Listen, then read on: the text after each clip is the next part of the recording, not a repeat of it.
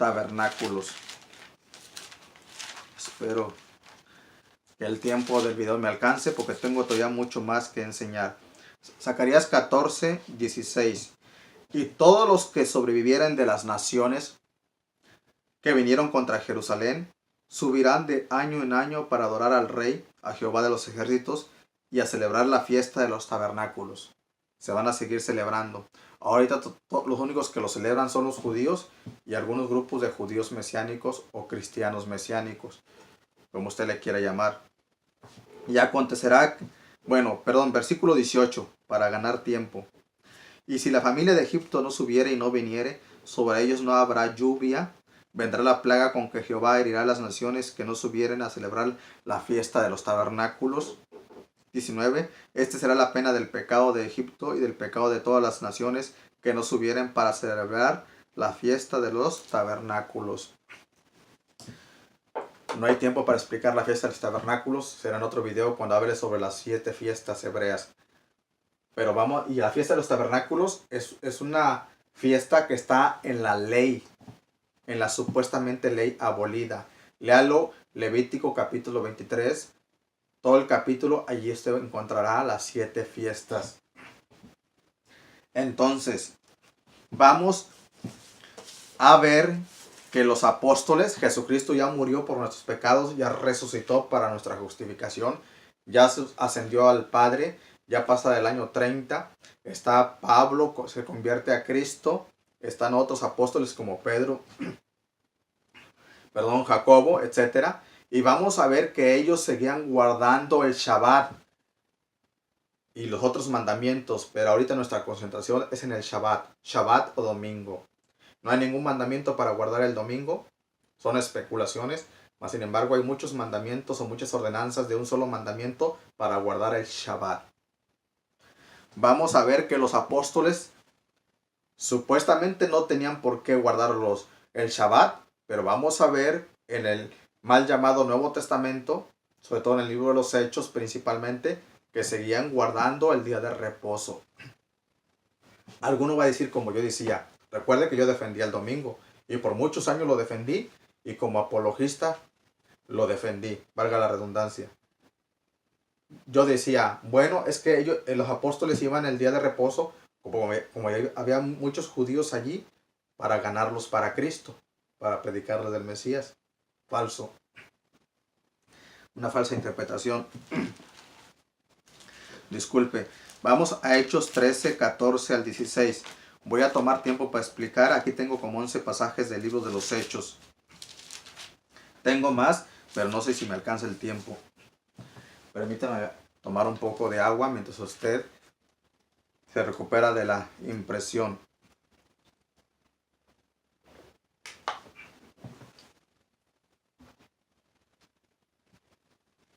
Hechos 13, 14 al 16. Voy a ir leyendo cada cita bíblica y la voy a ir explicando. Ellos se refiere a Pablo, a Saulo. Pasando de Perge, llegaron a Antioquía de Pisidia y entraron en la sinagoga un día de reposo y se sentaron. Aquí tenemos al judío Saulo junto con Bernabé, ambos judíos. Bernabé es de Chipre, pero es judío. Y van a la sinagoga como acostumbraban. Van a la sinagoga y se sientan, porque están guardando el Shabbat, el día de reposo. 15. Y después de la lectura de la ley y de los profetas, esa era la costumbre de los judíos, leer una porción de los profetas y leer otra porción de lo que nosotros llamamos Pentateuco, la Torá. Los principales de la sinagoga mandaron a decirles, varones hermanos, vean cómo les dicen los judíos, los rabinos. En cada sinagoga había rabinos, que eran los jefes de las comunidades. Y si Pablo y Bernabé estuvieran quebrantando la ley de Moisés, no les llamarían ni hermanos ni tampoco los dejarían entrar en la sinagoga, como lo hicieron después, mucho tiempo después, cuando lo acusaron que estaba quebrantando la ley de Moisés. En ese tiempo, Pablo sigue guardando el Shabbat, sigue guardando la ley. Lo vemos también en el libro de los Hechos porque él tenía hecho un voto nazareno o un nazareato. Se corta el cabello, se rapa, porque así estaba escrito en la ley, en el libro de Números. Sigo leyendo. Mandaron, varones hermanos, si tenéis alguna palabra de exhortación para el pueblo, hablad. Entonces Pablo, levantándose, hecha señal de silencio con la mano, dijo, varones israelitas y los que teméis a Dios, oíd. Allí no solamente había israelitas en las sinagogas, también había prosélitos. ¿Quiénes eran prosélitos? Eran los gentiles que se habían convertido al judaísmo o al Dios de Abraham. Ahora ya no eran paganos o idólatras, ahora adoraban al único Dios, al Dios de Israel. Inclusive en ese tiempo, cuando usted lee Hechos capítulo 2, que había prosélitos, Hechos capítulo 2, ahorita le doy el versículo, habla de prosélitos y le explico quiénes son los prosélitos. Hechos capítulo 2 dice así, 5. Moraban entonces en Jerusalén judíos, varones piadosos de todas las naciones bajo el cielo. Habla de judíos y luego dice, versículo 9. Partos, medos, elamitas, los que habitamos en Mesopotamia, en Judea, en Capadocio, en el Ponto y en Asia. Ponto, de ahí era Marción, el hereje, como le llamaron en la historia. En Frigia, en Panfilia, Hechos 2:10. En Egipto y en las regiones de África, más allá de Cirene, y romanos aquí residentes, tanto judíos como prosélitos. Prosélitos eran gentiles que estaban en las sinagogas, que se habían convertido del paganismo, ya sea como romanos o como griegos. Mayormente eran los gentiles en los tiempos de los apóstoles, en los tiempos de Jesús. Esos eran los gentiles. Entonces, los prosélitos eran gentiles que habían aceptado lo que nosotros llamamos Antiguo Testamento, el Tanaj. Habían aceptado al Dios de Abraham, de Isaac y de Jacob. Y ellos estaban en la segunda fila. Dentro de la sinagoga estaban en las primeras filas los judíos de sangre. Atrás de ellos se sentaban los prosélitos, los gentiles que se habían circuncidado. Y mero atrás, cerca de la puerta, los llamados los temerosos de Dios, eran los que gentiles o prosélitos que no se habían circuncidado todavía, pero que les gustaba los profetas, les gustaba la ley, escucharla y por supuesto practicarla, pero les impedía algo, la circuncisión. Eso está en la historia. No se habían circuncidado. ¿Y por qué no se circuncidaban? Y eso solamente para los varones.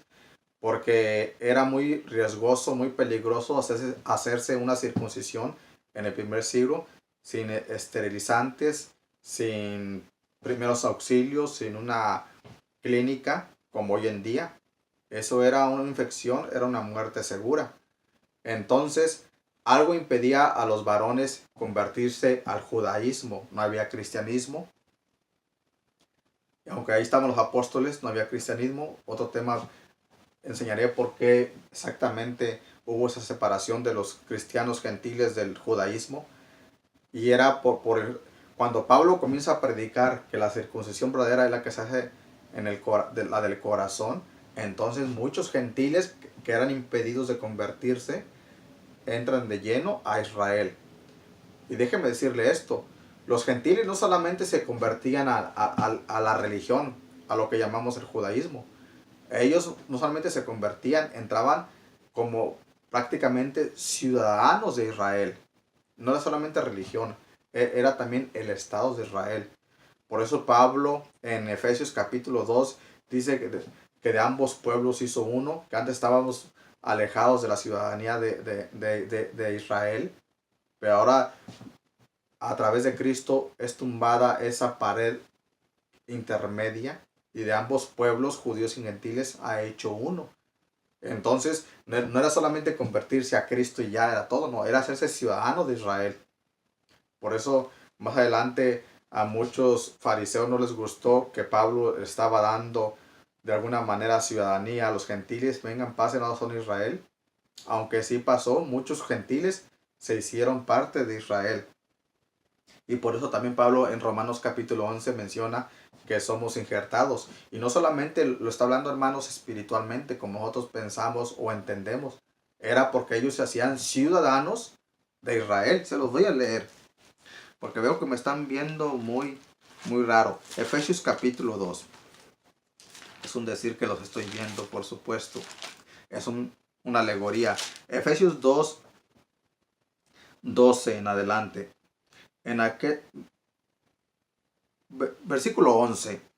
Por tanto, acordaos de que en otro tiempo vosotros los gentiles en cuanto a la carne erais llamados incircuncisión por la llamada circuncisión hecha con mano en la carne. Les acabo de explicar eso. En aquel tiempo, se refiere a los gentiles, estabais sin Cristo, alejados de la ciudadanía de Israel. No se refiere solamente a un Israel celestial, se refiere al Israel que estaba allí vigente, y ajenos a los pactos de la promesa. Esto era más o menos al año 55, 60, porque en Hechos capítulo 15, en el primer concilio, era el año 50. Alejados de la ciudadanía de Israel y ajenos a los pactos de la promesa, sin esperanza y sin Dios en el mundo. Pero ahora en Cristo Jesús, vosotros que en otro tiempo estabais lejos, habéis sido hechos cercanos por la sangre de Cristo. O sea, por la sangre de Cristo, está diciendo Pablo, no solamente tienes vida eterna, ahora es parte de Israel. Dice, porque Él es nuestra paz, que de ambos pueblos hizo uno, derribando la pared intermedia de separación. ¿Cuál era la pared intermedia? Esa pared que donde los rabinos, los jefes de las sinagogas, los judíos, fariseos, escribas y saduceos, les impedían a los gentiles sentarse al frente en las sinagogas, en las bancas, ser parte de los judíos. ¿Qué era la circuncisión? Como no se querían circuncidar, estaban alejados. Había una pared. ¿Cuál era esta pared? Versículo 15. Aboliendo en su carne las enemistades, la ley de los mandamientos expresados en ordenanzas. ¿Qué fue abolido? ¿Cuáles son esta ley de los mandamientos? ¿La ley de Moisés? No. Está hablando de la ley de los mandamientos, dice expresados en ordenanzas. Se refiere a los mandamientos del Talmud, a los mandamientos rabínicos, a esos mandamientos que Jesucristo refutó cuando estuvo en vida y que ellos tenían una falsa interpretación de la Torá, del Pentateuco, de la ley. A eso se refiere. De otra manera, Pablo y los otros apóstoles no tendrían por qué guardar o seguir guardando la ley, ni Jesucristo nos mandaría que guardemos parte de la ley en el milenio, como el Shabbat o los tabernáculos, que es parte de la ley, hermanos. No tiene sentido. Si Pablo tiene razón y tienen razón ustedes que la ley de Moisés fue abolida, entonces ¿por qué tenemos que ir de día de reposo en día de reposo a adorar a Dios en el milenio? ¿Por qué tenemos que guardar la fiesta de los tabernáculos para que venga lluvia? No tiene ningún sentido. Entonces, ¿qué es pecado? Si solamente a través de la ley se nos dice que es pecado. Nosotros sabemos lo que es pecado, hermanos, por la ley. La ley nos dice que es pecado. Ahí les va otra, hermanos. Si la ley de Moisés hubiese sido abolida como yo creí, entonces ya se pueden casar entre hermanos de sangre, entre primos de sangre, entre sobrinos y tíos de sangre. ¿Por qué? Porque eso es parte de la ley. Pero como ya está abolida la ley, entonces ya se pueden casar también. Y tantos otros mandamientos, son 613 mandamientos. Seguimos. Entonces, en Hechos 13, 14 al 16, encontramos a los apóstoles guardando los días de reposo, el Shabbat.